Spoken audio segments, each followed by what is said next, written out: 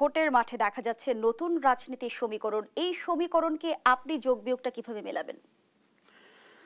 দেখ, ভোট তো অনেক দূরে, গাছে কাঁঠাল গোপে গোপে তেল না হয়। হ্যাঁ, বিষয়টা হচ্ছে সবাই তো না, নির্বাচনী রাজনীতিতে সবাই শক্তি বৃদ্ধি করতে চাইবে, তাই নিজের দলের শক্তি যদি যথেষ্ট না হয় অন্য দলের সমর্থন চাইবে, এবং কৌশলগত জোট, আদর্শগত জোট তো করতেই পারে।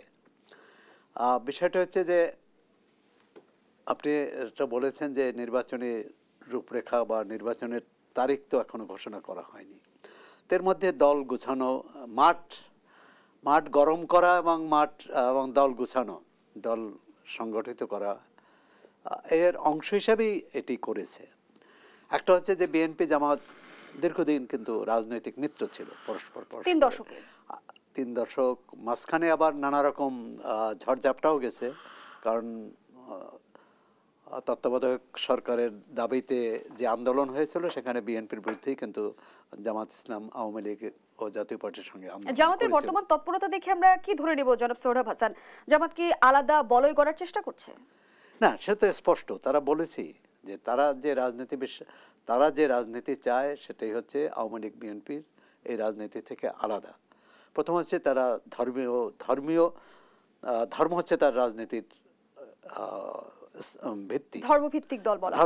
ধর্মভিত্তিক দল এবং ধর্মীয় অনুশাসনের কথাও আছে। আবার যেটি আছে যে আধুনিক রাষ্ট্র পরিচালনার ক্ষেত্রে আইনের শাসন, নির্বাচন, গণতন্ত্র, সংসদ ইত্যাদি এসব তো আছে, সবাই বলে। এখন জামাত ইসলাম কি রাজনীতি করতে চায়? আপনি যখন এই রাজনীতির সমীকরণের কথা বলছেন তখন আমরা দেখলাম যে জামাত ইসলামের যে ছাত্র সংগঠন, সেই সংগঠনের ছাত্র সংবাদ নামে একটি প্রকাশনা, মাসিক প্রকাশনা, সেই প্রকাশনায় একজন লেখক লিখেছেন যে 1971 সালে কিছু মুসলমান ভুল বুঝে মুক্তিযুদ্ধে অংশ নিয়েছিল।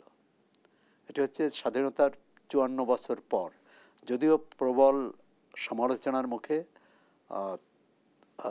সেই প্রবন্ধ প্রত্যাহার করেছে। কিন্তু এর আগেও আমি দেখলাম যে ছাত্র শিবিরের যে নেতা, তারা এটাকে নানা রকম যুক্তি তর্ক দেখাতে চেয়েছিলেন, মত প্রকাশের স্বাধীনতা। এখন ওই পত্রিকায় যদি কেউ লেখে যে আমরা ধর্মভিত্তিক রাজনীতি চাই না, ধর্মের সাথে রাজনীতির কোনো সম্পর্ক থাকা উচিত নয়, সেটা নিশ্চয়ই মত প্রকাশের স্বাধীনতা হিসাবে গ্রহণ করবে না।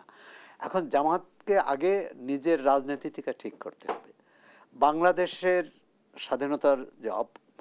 যে স্বাধীনতা বা অভ্যুদয়, মুক্তিযুদ্ধ মধ্য দিয়ে যে বাংলাদেশ প্রতিষ্ঠিত হয়েছে তাকে স্বীকার করতে হবে। এর অর্থ হচ্ছে মুক্তিযুদ্ধের সময় তাদের ভূমিকাও আত্মসমালোচনা করতে হবে। আমরা আওয়ামী লীগের জুলাই আগস্টের গণ অভ্যুত্থানের জন্য আওয়ামী লীগের বিচার চাই, অবশ্যই যারা অপরাধী তাদের বিচার হওয়া উচিত। একই সঙ্গে 71-এ জামাতের কি ভূমিকা ছিল, এখন 53-54 বছর পর নিশ্চয়ই মানুষের ওই সময়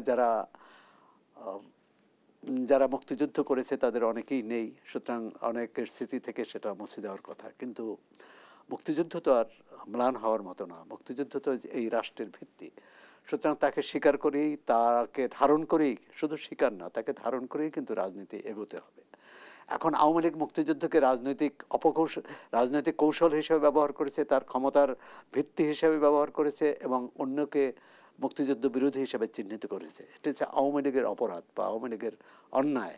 এর অর্থ যে মুক্তিযুদ্ধ অন্যায় হয়ে যায় না, স্বাধীনতার যে স্পর্ধা, স্বাধীনতার যে আকাঙ্ক্ষা বা স্বাধীনতার যে আমাদের গৌরব, সে গৌরব ম্লান হয় না।